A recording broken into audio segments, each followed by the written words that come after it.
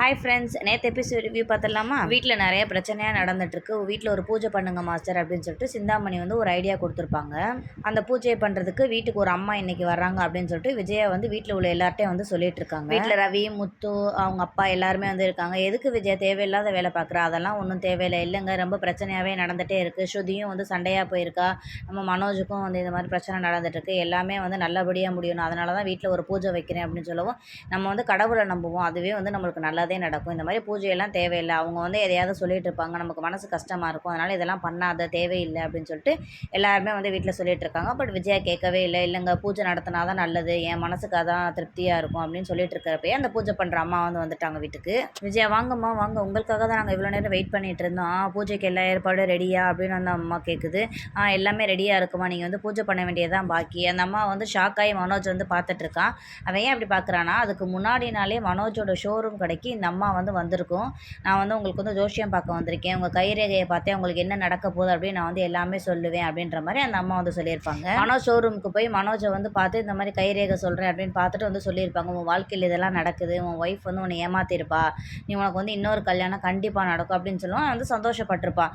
ஆனால் உனக்கு கல்யாணம் வந்து உன்னோட மூத்த மனைவியோட தான் உனக்கு வந்து திரும்ப கல்யாணம் நடக்கும் அப்படின்னு சொல்லுவான். அவனுக்கு வந்து ரொம்ப கோவமாக போயிடும். என்னம்மா சொல்லிட்டு இருக்க, நானே அவள் வேணான்னு சொல்லி டைவர்ஸ் பண்ணணும்னு சொல்லிட்டு இருக்கேன், நீ என்னடானா எனக்கு அவ கூடயே வந்து கல்யாணம் ஆகும்னு சொல்லிட்டு இருக்கா. ஆமாம், உனக்கு அவ கூட தான் திரும்பியும் கல்யாணம் நடக்கும் அப்படின்னு சொல்லவும், அந்த அம்மா நீ முதல்ல வெளியே போவோம் அப்படின்னு சொல்லிட்டு அடிச்சு துரத்திடுவான். ஆனால் அவள் வந்து ரோகிணி செட் பண்ண ஆள் தான். ரோஹிணி தான் வந்து அப்படி வந்து அவளை வந்து காசு கொடுத்து சொல்ல வச்சிருப்பா. இங்கேயுமே வந்து சிந்தாமணி சொல்லி தான் இந்த அம்மா இங்கே வந்திருக்கும். ஏன்னா சிந்தாமணி வந்து முத்துவையும் மீனாவையும் இந்த வீட்டை விட்டு வெளியே அனுப்பணும், அதுக்கு ஏதாவது ஒரு ஏற்பாடு பண்ணணும் அப்படின்னு சொல்லி தான் இப்போ இந்த அம்மா வந்து அமுச்சு வச்சிருக்கு பூஜை மூலியமாக. அந்த அம்மா பூஜையில் உட்காந்தோடனே சாமி வந்த மாதிரி உடனே ஆடிட்டு, விஜயா என் முன்னாடி வா அப்படின்னு சொன்னோடனே விஜயா வந்துடுவான். சொல்லுங்கம்மா அப்படின்னு கேட்டோடனே, உன் மூத்த பையனுக்கு வந்து மனைவி கிடையாதா, வந்து ஏமாற்றி கல்யாணம் பண்ணியிருக்கா, கடவுள் உனக்கு அப்போவே வந்து எச்சரித்தார் அந்த பொண்ணு வேணான்னு, ஆனால் நீ தான் வந்து அதை கேட்கல அப்படின்னு சொல்லவும், ஆமாம் எனக்கு அப்போவே வந்து தோணுச்சு, ஆனால் நான் தான் வந்து அதையும் மீறி பண்ணி வச்சுட்டேன்.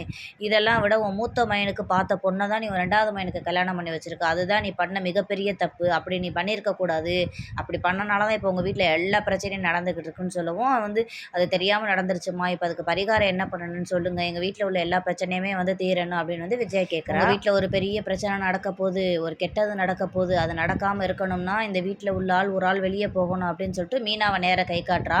இவன் மட்டும் வீட்டை விட்டு வெளியே போகலை அப்படின்னா உன்னோட தாலிக்கே அது பாதிப்பாயிரும், இந்த பொண்ணை வீட்டை விட்டு வெளியே அனுப்புன்னு சொல்லுவோம். முத்துக்கு வந்து ரொம்ப கோவமாயிருது. மீனா அழுதுகிட்டே இருக்கா. ரொம்ப என்ன இப்படிலாம் சொல்கிறாங்க அப்படின்னு சொல்லிட்டு, முத்து எந்திரிமா, நீ முதல்ல என்னம்மா என்னென்னமோ பேசிகிட்டு இருக்க, எந்திரிச்சு வெளியே போமான்னு சொல்லுவோம். நான் சொல்கிறது உண்மை தம்பி, இந்த பொண்ணு இந்த வீட்டை விட்டு வெளியே போகணும், இல்லைன்னா விஜயாவோட தாலிக்கு ஆபத்து அப்படின்னு சொல்லிட்டு அதே சொன்னதே சொல்லிக்கிட்டே இருக்கும்.